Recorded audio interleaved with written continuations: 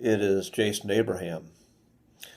And something that goes along with my work of studying consciousness and human potential is the study of myth and the study of understanding ancient myths, myths that are misunderstood, and the power that myth has over the human experience.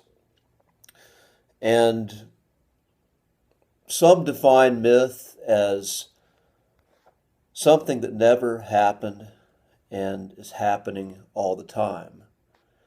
But I would expand on that. I believe myths are happening literally. There are many individuals who have become legends of mythical proportions in their own lifetime. And I would say that we are all participating in a myth, whether it be individually or collectively. And we're all born in to a dominant myth. Now, studying myth, you can see that individual cultures have their own myths. They have their own stories that bring meaning to their culture. And some of the myths that I grew up with in America was that freedom was a birthright. So this is a myth I would say is positive, and a myth that I still hold on to today. And that everyone is born with inalienable rights, that there's a creator, a divine creator, that we were born with certain rights that come along with the human experience. These are some myths that I still believe that I was born into in my culture.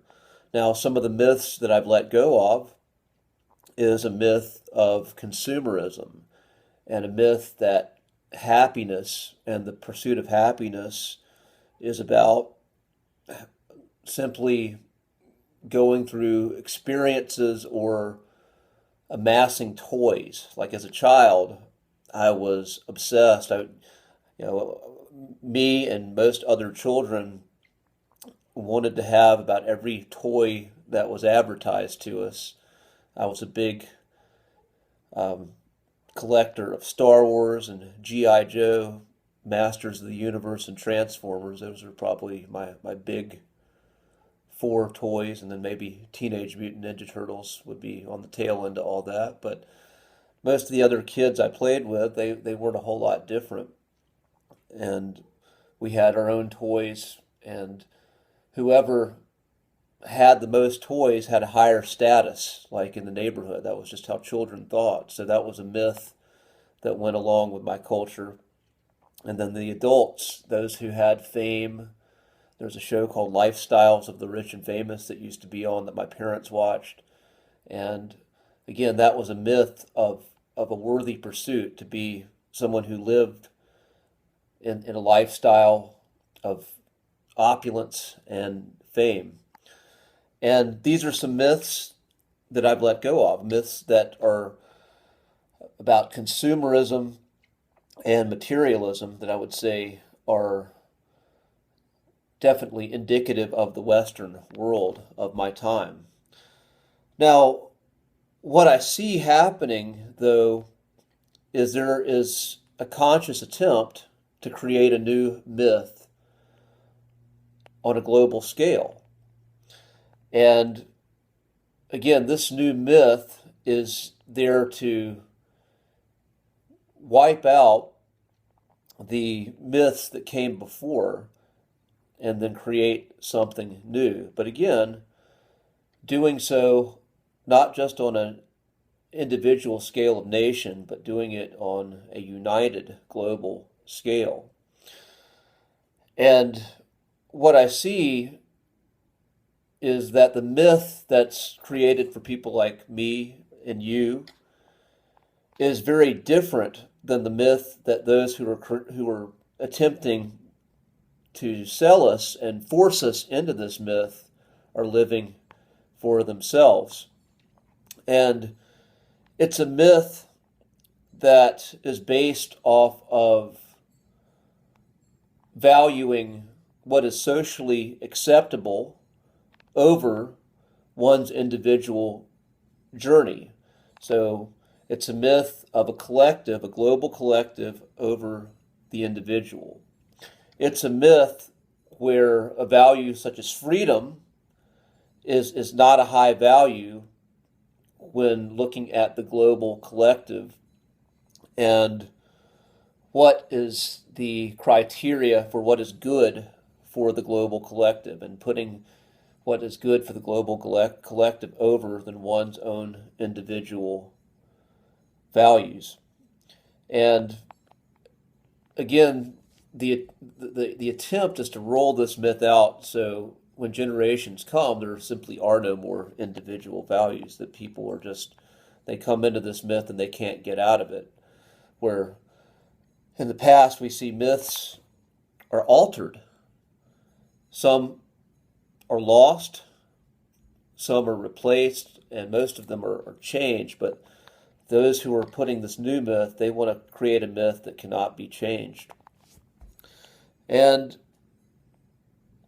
they want to create a world, again, where they sell you on this high value of a social equality, of stewardship for the environment, and where these are the criteria, which sound good for most people, but it's a world where you don't really have a choice, and you don't have any say on what that actually looks like. Those who are putting this new myth in place, they're the ones who are going to have full authorship over it.